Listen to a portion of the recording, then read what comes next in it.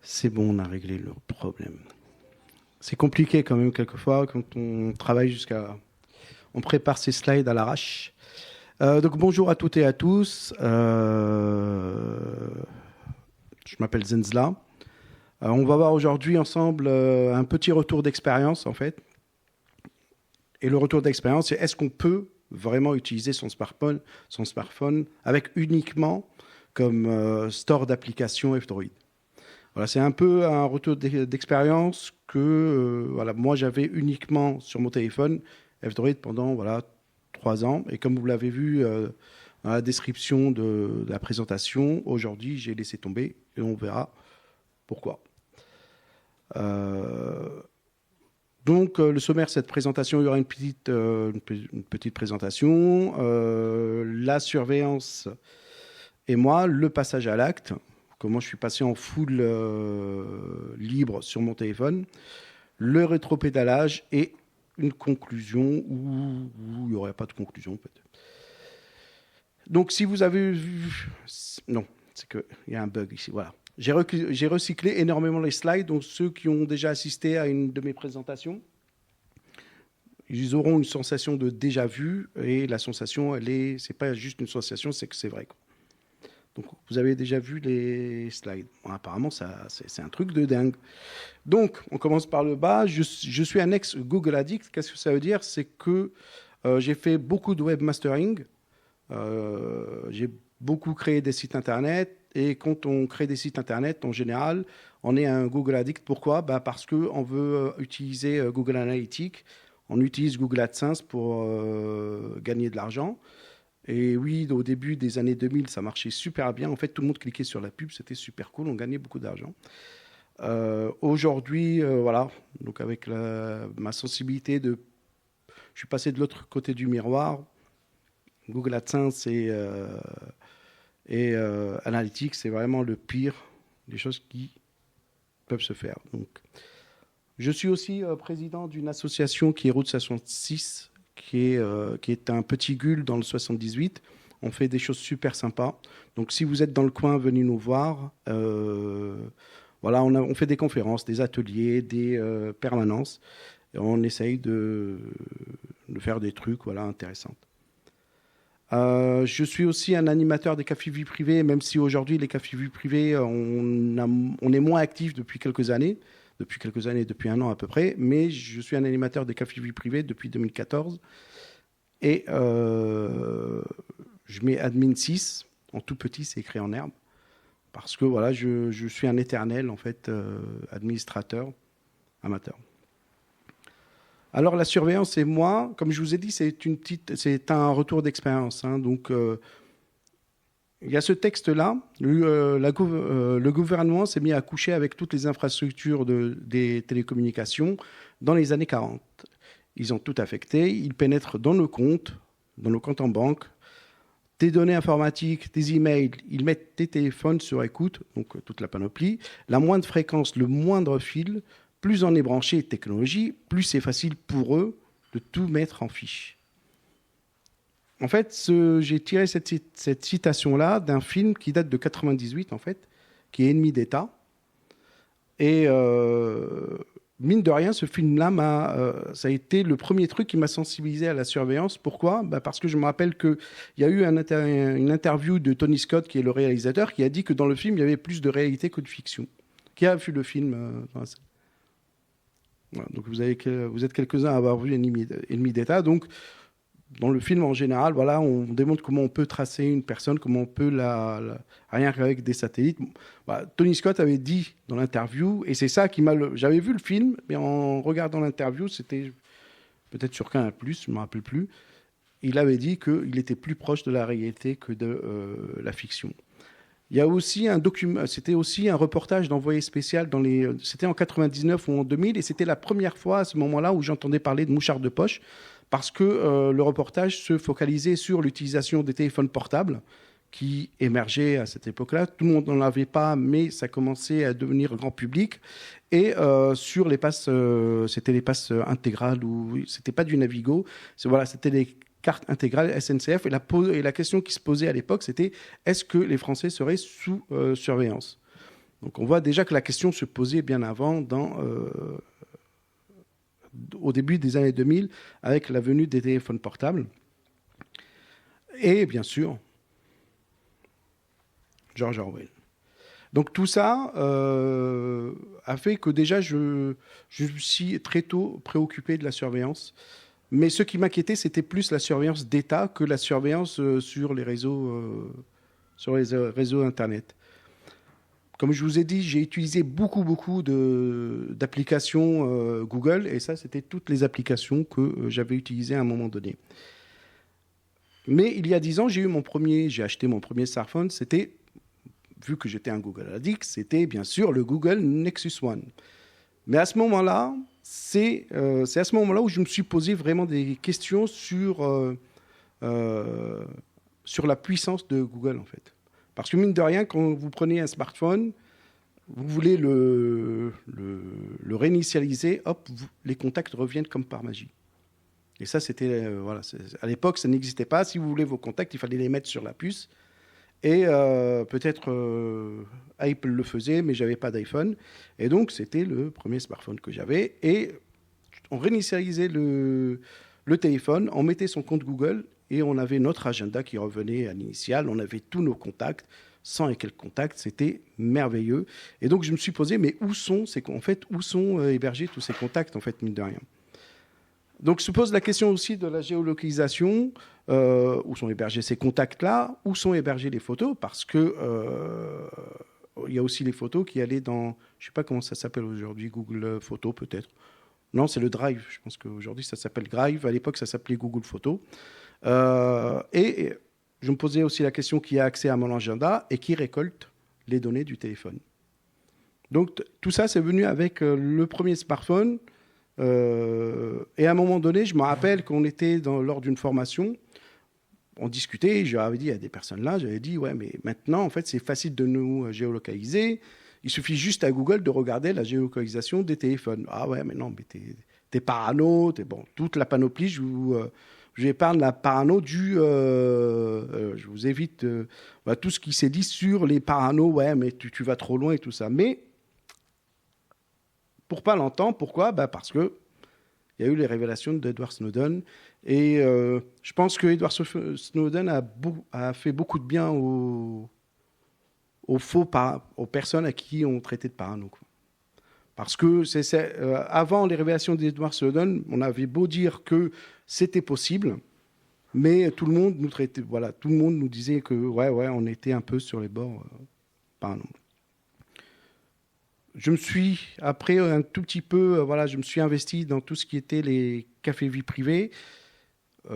J'avais déjà quelques connaissances dans le chiffrement, j'avais des connaissances, un tout petit peu de connaissances, des connaissances en sécurité, on va dire, informatique, mais je me suis plus préoccupé sur tout ce qui était téléphonie.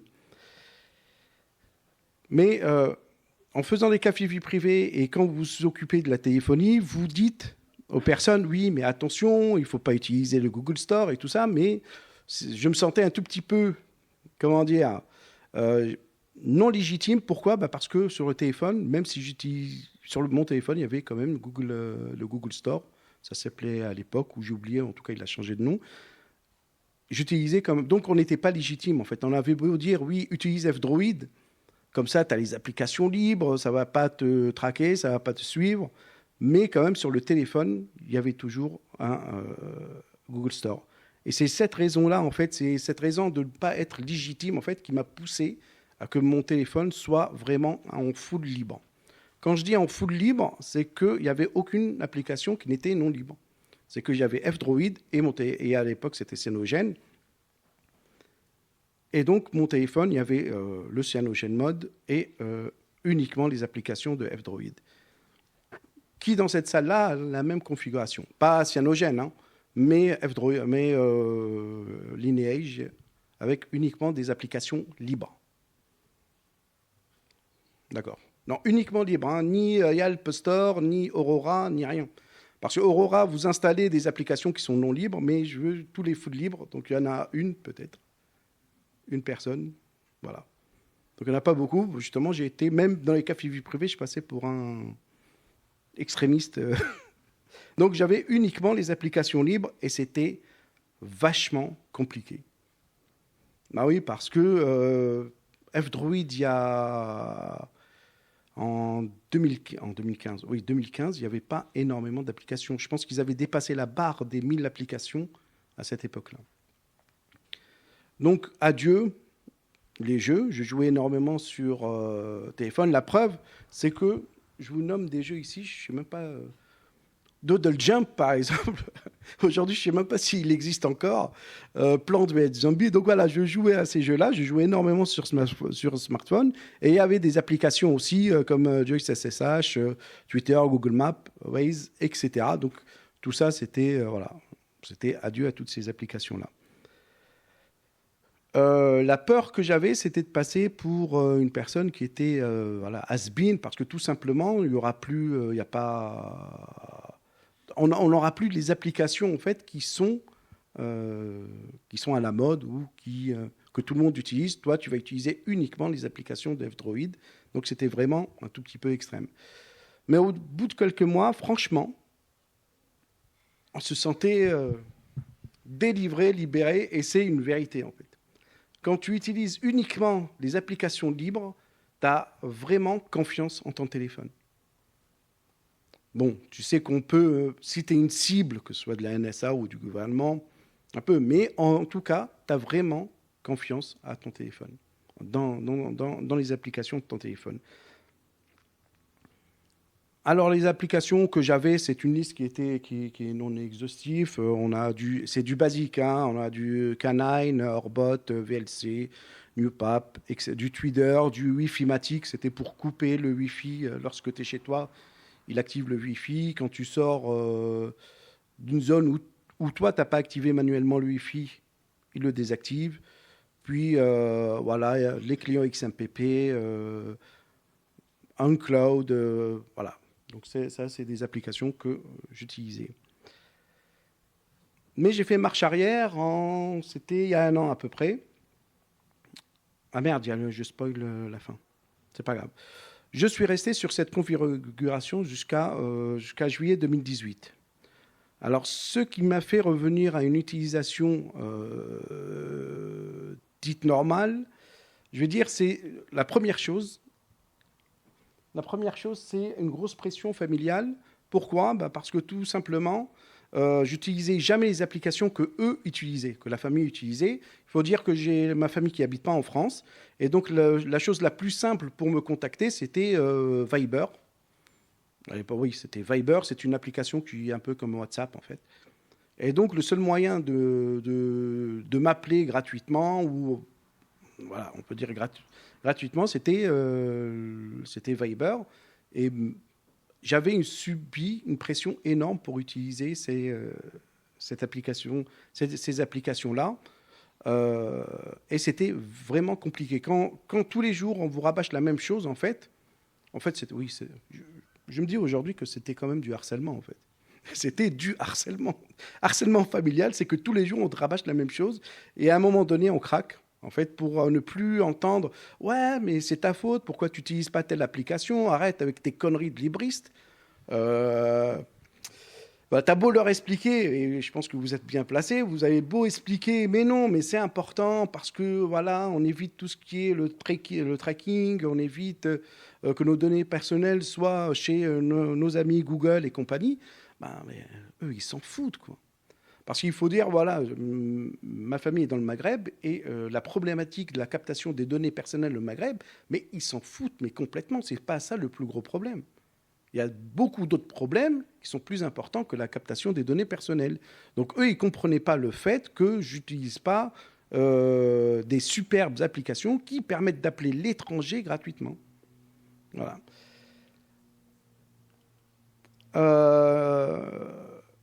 Ce qui m'a fait aussi réfléchir, c'est une totale méconnaissance des applications qui étaient à la mode. Donc, comme Snapchat, par exemple, je connaissais, jusqu'à aujourd'hui, je ne connais pas Snapchat.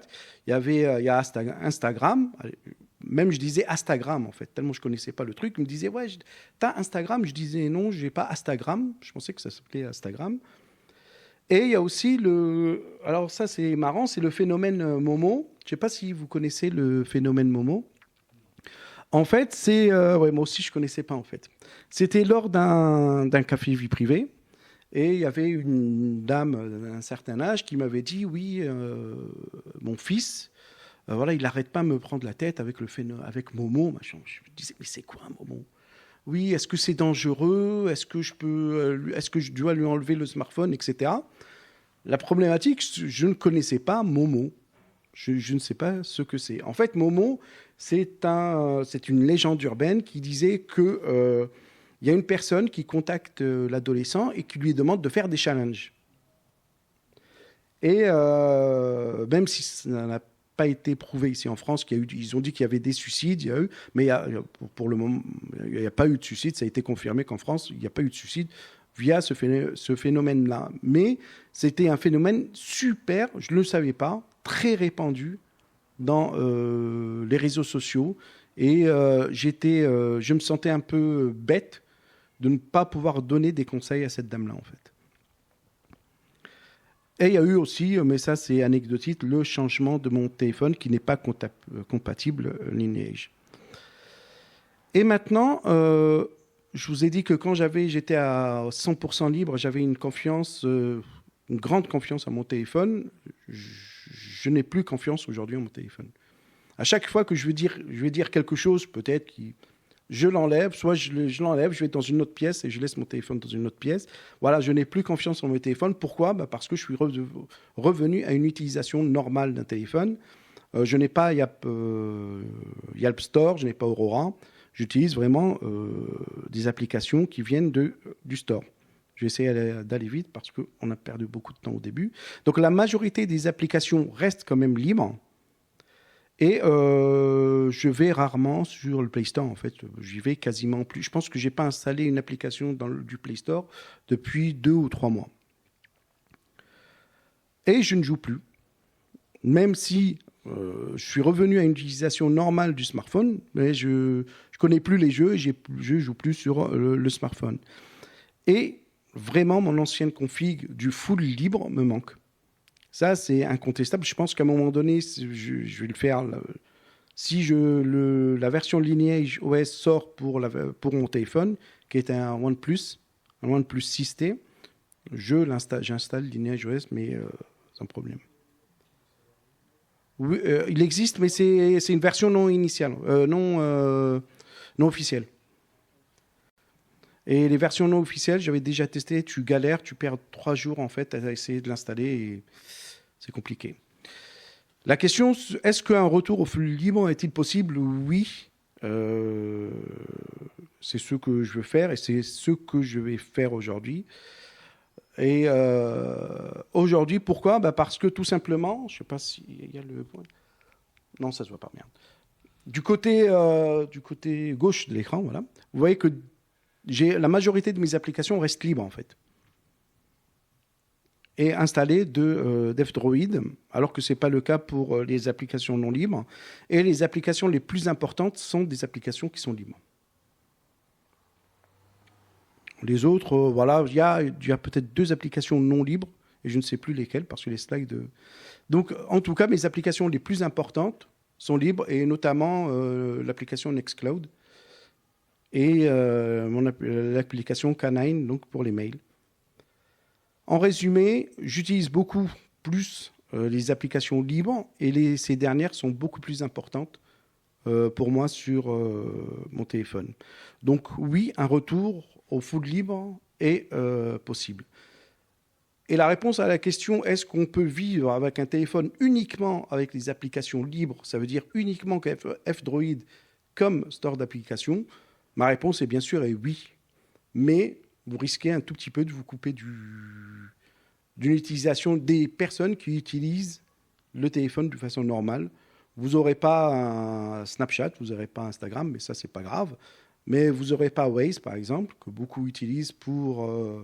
vous n'aurez pas l'application SNCF, ni l'application métro. Donc, il y a beaucoup d'applications que vous n'aurez pas, mais avec les stores alternatifs, Yelp Store ou Aurora, vous pouvez les avoir.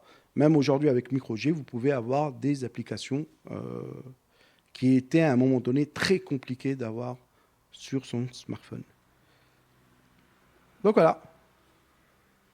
Il reste combien de temps là? Ouais, non, je suis dans les temps. Il reste une vingtaine de minutes, donc on peut prendre plein de questions si on veut et c'est cool. Ouais, tu vois, j'ai perdu beaucoup. On peut applaudir aussi avant.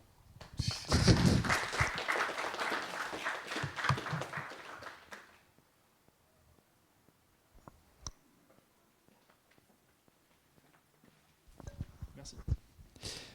Du coup, merci pour ton retour d'expérience. Je voudrais juste abonder avec légèrement que le mien, parce que du coup, tu as dit tout ce que tu as perdu.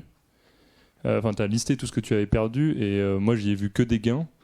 Parce que justement, je trouve l'inconvénient de tous les autres stores, enfin du Play Store principalement, c'est que. Et il y en a aussi sur F-Droid, hein, mais ça permet d'éviter de perdre son temps sur des matchs 3 débiles. Et de par le fait qu'on est incité à les télécharger, qu'on est incité à les utiliser, et que si on est dans les réseaux habituels, etc., il est fortement recommandé de les utiliser comme tout le monde. Ce qui n'empêche pas de les utiliser, hein. Je ne veux pas jeter l'anathème à ceux qui utilisent des matchs 3, mais je pense qu'il y a d'autres choses à faire. Donc je t'ai trouvé assez critique sur le fait de perdre ces choses-là, là où en fait le libre, du fait peut-être de sa jeunesse, à l'époque où tu l'as utilisé, il y avait très peu d'applications, tu as pu te recentrer sur l'essentiel de l'utilisation de ton téléphone. Voilà. Oui, en fait, quand je dis je perdais ça, c'était à l'époque. C'était quand vraiment je suis passé au foot libre, je sentais ce manque-là. Surtout, je vais dire que c'était vis-à-vis des jeux, où dès que j'étais dans la salle d'attente d'un médecin, tu sors ton smartphone, tu joues. Tu es dans le transport, tu sors le smartphone, tu joues. Et ça, je pense que les jeux m'ont beaucoup manqué. Et je pense qu'il n'y avait qu'une seule application, c'était Juice SSH, qui, elle, au niveau applicatif, elle m'a aussi... J'ai pas trouvé l'équivalent en libre, en fait. Donc voilà, c'est une application qui est vachement pratique et je n'y ai pas trouvé l'équivalent en libre. Mais sinon, ce sentiment-là, je l'avais quand je suis allé en foot libre. Mais comme je l'ai dit après, au bout de quelques mois, on se sent, mais c'est vrai que jusqu'au jour d'aujourd'hui, je ne joue plus sur mon smartphone. Pourtant, j'ai la possibilité. Il est beaucoup plus puissant qu'à l'époque, mais je ne joue plus.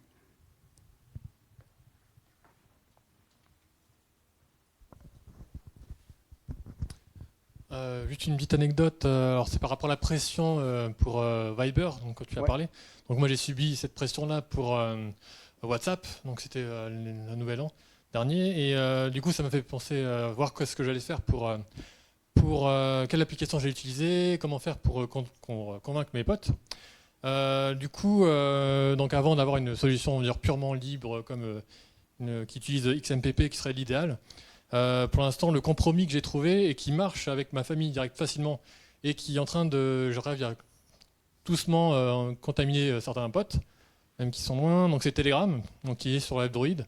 Alors ça reste une solution centralisée, je ne fais pas la promotion de Telegram, mais au moins ça peut permettre aussi d'être utilisé sans smartphone. On peut avoir un téléphone simple et du coup à chaque fois, sur mon téléphone, je ne peux même pas installer WhatsApp, au moins c'est réglé. Du coup, j'étais surpris qu'avec le temps, au final, pour faire un groupe, des petits groupes proches peuvent passer sur Telegram. Et certaines personnes sont étonnées même que des contacts à cette personne-là aient aussi sur Telegram, ce qui permet doucement d'amener sur d'autres solutions et de les faciliter pour sortir de WhatsApp. Donc il y a d'autres solutions, je parle de Telegram, c'est mon cas, mais il y a d'autres solutions qui permettent de... En fait, dans mon cas, j'avais testé Signal. Je leur ai dit, ouais, mais installer Signal, ça peut être cool. Il y avait Telegram. Le problème, c'est que à un moment donné, même Viber, je l'ai enlevé parce que ça ne fonctionnait pas. Et il n'y a que WhatsApp qui fonctionne, en fait. Parce qu'au Maghreb, la connexion est tellement merdique, en fait, qu'il n'y a que la puissance, malheureusement, derrière, il n'y a que la puissance de Facebook qui est derrière WhatsApp, où les conversations passent sans problème. Même avec Viber ou avec Signal que j'avais testé, en fait, dès qu'une personne disait quelque chose à l'autre bout du fil, il fallait attendre peut-être 4 secondes, ou 5, ou même quelquefois ça m'est arrivé d'attendre 10 secondes pour pouvoir lui répondre, en fait. Donc c'est vraiment compliqué, et c'est à un moment-là, moi, j'étais étonné quand j'avais testé WhatsApp, que ça fonctionne. Je vais dire malheureusement, ça fonctionne bien. Donc voilà, et c'est cette contrainte-là, cette contrainte-là et cette pression-là familiale qui m'a aussi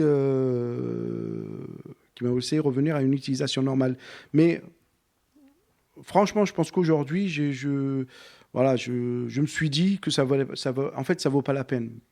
Il vaut mieux subir la pression. Il vaut mieux subir la pression que d'installer des merdes sur son smartphone, en fait. Voilà, même si Telegram, Signal, ça fonctionnait pas. Telegram, ça fonctionnait pas pareil que Signal, en fait, donc ça fonctionnait pas très bien. Mais je fais pas la promotion de WhatsApp. Je dis juste que la pression a été pour pouvoir communiquer facilement et donc eux utiliser Viber, même si maintenant ils sont plus passés à WhatsApp.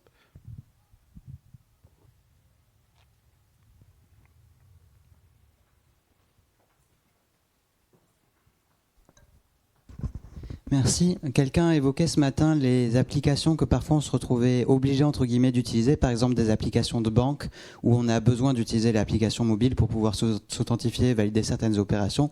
Est-ce que tu t'es retrouvé confronté à ce genre de problème, par exemple ? Comme j'ai dit, je suis revenu à une utilisation normale en juillet 2018. Ce problème-là, je vais revenir, moi, à une foule libre. Et je vais être confronté à cette problématique-là.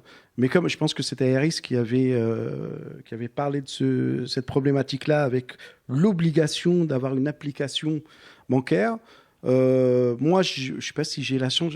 Quand Harris en a parlé ce matin, j'ai dit « Ah, j'ai la chance quand même parce que ma banque m'a déjà donné un boîtier. » Donc, pour la sécurité, ma banque m'a déjà donné un boîtier, donc j'utilise ce boîtier-là en question. Mais c'est vrai que cette problématique, je pense que lorsque comment elle s'appelle, la loi, c'est DSP2, quand elle va arriver, elle va foutre tellement de merde que je suis convaincu qu'il y aura un rétropédalage soit des banques, soit des banques, soit du gouvernement qui va obliger les banques à donner des solutions faciles parce que ça arrive maintenant dans les transports en commun où à un moment donné, ils voulaient tout mettre sur un smartphone, mais maintenant, ils ont dit, ouais, non, vous pourrez toujours acheter des tickets. Mais on sait que l'achat des tickets va coûter beaucoup plus cher qu'un abonnement qu'on va utiliser sur smartphone. Donc pour les banques, je vais voir. Je sais pas s'il y a d'autres questions. Tant que tu parlais des transports, c'est intéressant parce que les tickets papier sont en train de disparaître à Paris. Je pense que dans d'autres villes, c'est le cas aussi, mais dans quelques mois, il n'y en aura plus. Donc le problème va arriver très vite, en fait. J'avais entendu que ils sont revenus en arrière. Ils vont faire des cartes rechargeables. Et en fait, au lieu de payer un ticket de métro tu vas recharger, on rechargera un ticket de métro dessus. Sauf que si on veut garder l'usage traditionnel de un ticket par voyage, au lieu de coûter 1,50€, ça coûtera 3,50€. Ouais. Voilà, c'est beaucoup. Pour rebondir là-dessus, c'est qu'à Lille, c'est déjà en place ce genre de système. Je viens de là-bas. Mais c'est plutôt bien fait, je pense que c'est des cartes réutilisables. Mais du coup, on achète notre carte 20 centimes, je crois, à l'achat dès le début. On peut la réutiliser plusieurs fois, mais c'est un ticket, c'est un prix classique. Donc je pense que c'est plutôt un bon compromis. On a encore les tickets d'avant qui sont rechargeables et on ne paye pas tellement plus cher on garde notre ticket qu'on peut réutiliser 15-20 fois, il me semble. Et après, on peut passer sur des cartes plastiques qui sont sans nom, comme un Pass Navigo Découverte, par exemple, qui sont aussi rechargeables à volonté pendant 5 ans. Je pense que c'est plutôt un bon compromis.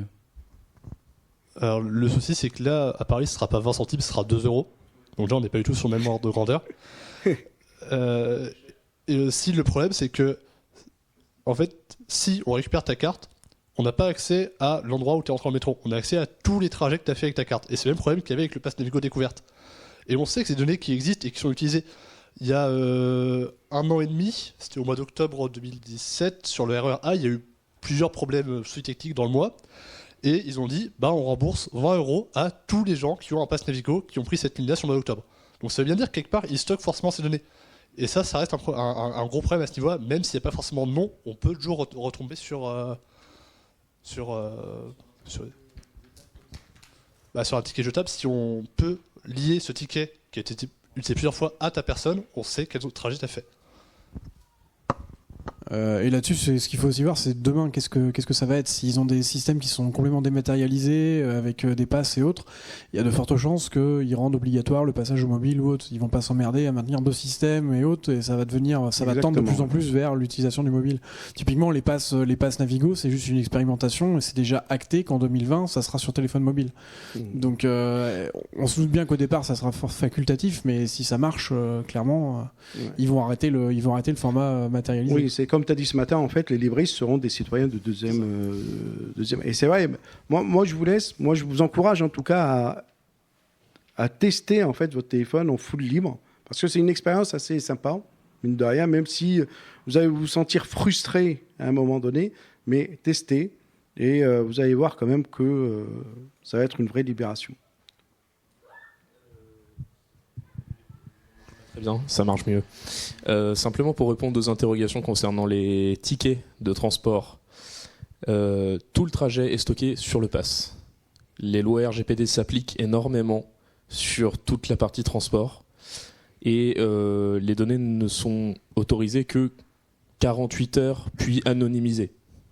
Ça a déjà été abordé. Tout est stocké uniquement sur le pass. Et un truc qui a, je crois, pas été mentionné dans les 10 dernières minutes, c'est que le but de faire payer les tickets unitaires, c'est pour un but écologique, pas pour un but de traquer les gens. Parce que concrètement, on va pas traquer les gens avec un bout de carton.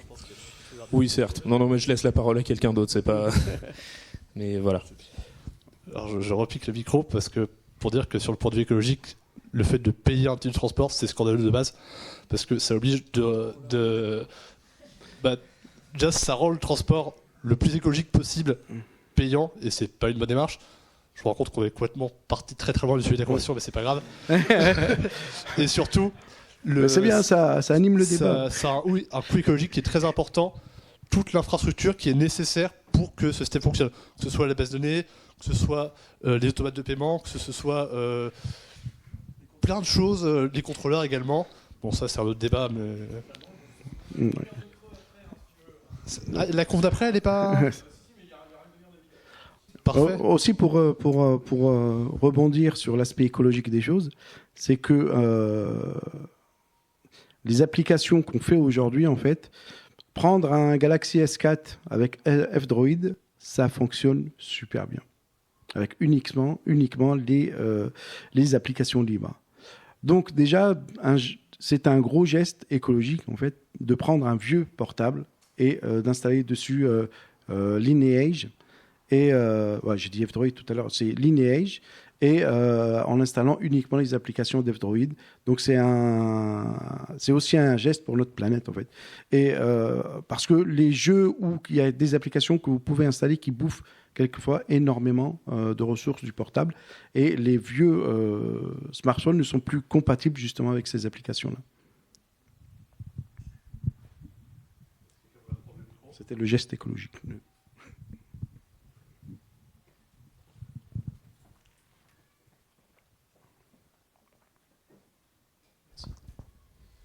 Une question, est-ce que vous avez essayé les Progressive Web Apps, enfin les apps qui sont juste dans le navigateur en format web, donc juste avoir son navigateur et essayer d'avoir des raccourcis sur le home screen, ça fonctionne de mieux en mieux. Alors je sais pas comment en juillet 2018 si c'est toujours c'est déjà très au point. Non, personnellement j'ai jamais testé les full web apps.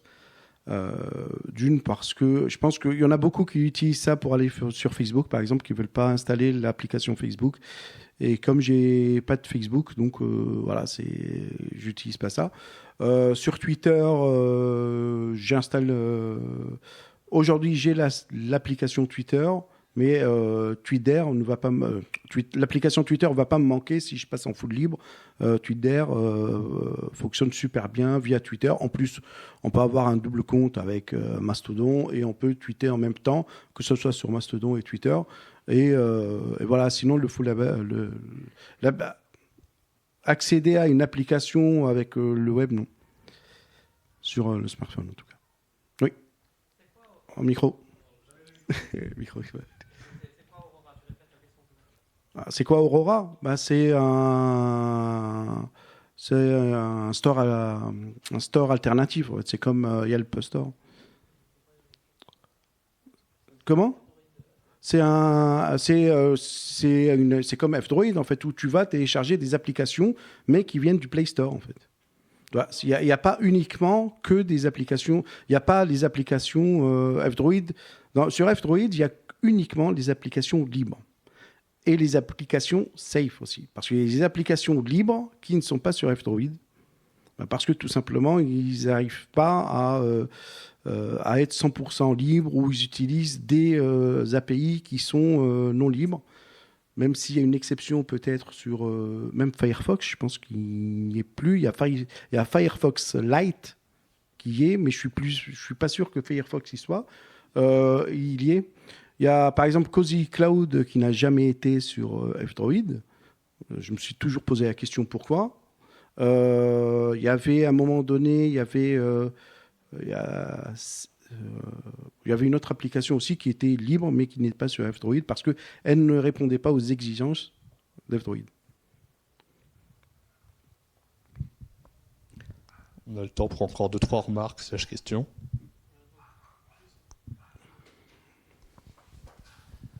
Donc pour reprendre, quand tu disais que son téléphone il y avait que du libre ou il y avait que F-Droid finalement? Est-ce que ça change quelque chose d'utiliser est-ce qu'il y a des applications libres pas sur F-Droid qui sont importantes, stratégiques, etc.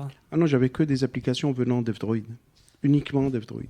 J'avais pas d'autres, comme j'ai dit, j'avais pas le Play Store, j'avais pas le. Oui, plus les applis venant de, c'était même pas Lineage, c'était Cyanogen. Voilà. Et ces applis qui étaient libres. Donc voilà. Je vous remercie beaucoup. Merci.